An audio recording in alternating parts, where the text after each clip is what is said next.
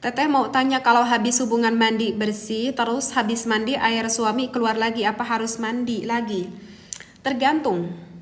Tergantung Kakak Wahyu. Tergantung Kak Wahyu. Kalau misalkan Kakak Wahyu itu sudah melakukan mandi besar, begini Kak Wahyu. Kalau Kak Wahyu itu ketika maaf-maaf sudah melakukan ibadah pasangan suami istri, kakak itu tidak sempat dulu tidur, kakak tidak sempat pipis. Tapi ini jarang ya kalau nggak pipis. Biasanya kita suka pengen pipis, ini kan misalkan namanya juga Vicky.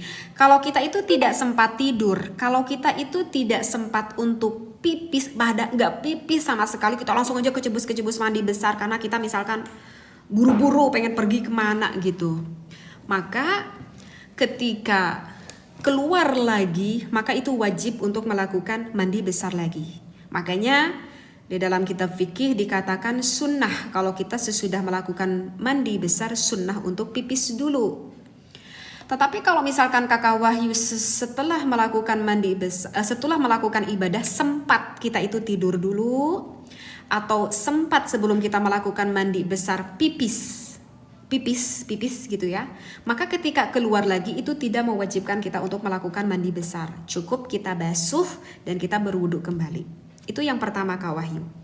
Yang kedua Kak Wahyu, kalau misalkan ketika sudah melakukan mandi besar ada lagi sisa keluar air nutfahnya, kalau ketika keluarnya itu dibarengi dengan rasa syahwat, maka itu wajib untuk melakukan mandi besar karena kemungkinan itu adalah air nutfah yang baru.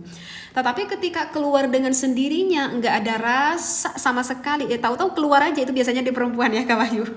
Misalkan di perempuan itu keluar lagi dengan sendirinya tapi nggak ada rasa syahwat sama sekali, maka itu tidak mewajibkan melakukan mandi besar. Itu karena kemungkinan air nutfahnya adalah sisa yang tadi itu biasanya di perempuan keluar dengan sendirinya sisa yang tadi, maka itu tidak mewajibkan mandi besar, cukup dibersihkan areanya dan kita cukup berwudu aja. Makanya tadi Teteh katakan sunnah kalau kita sudah melakukan mandi besar, kalau kita sunnah sudah beribadah itu untuk apa? Untuk